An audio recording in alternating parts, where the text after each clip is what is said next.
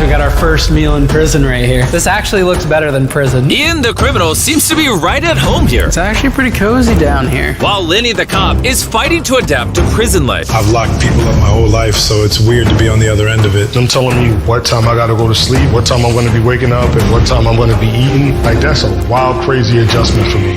Good morning.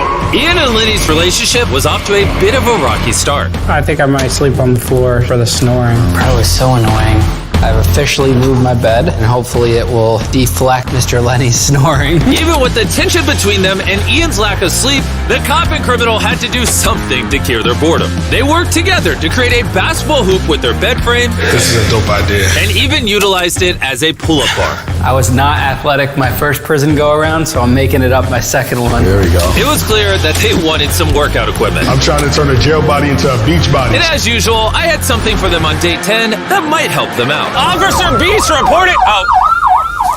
Officer Beast reporting for duty. Let's see how our prisoners are doing. How's it going, boys? Warden Jimmy! I see you dismantled the bed here. Well, I'm living with Snorlax over here. Snorlax? Wait, you snore? Apparently, but I don't believe it. What do you think the day 10 offer is? Personal chef, a library. What if it was none of the above?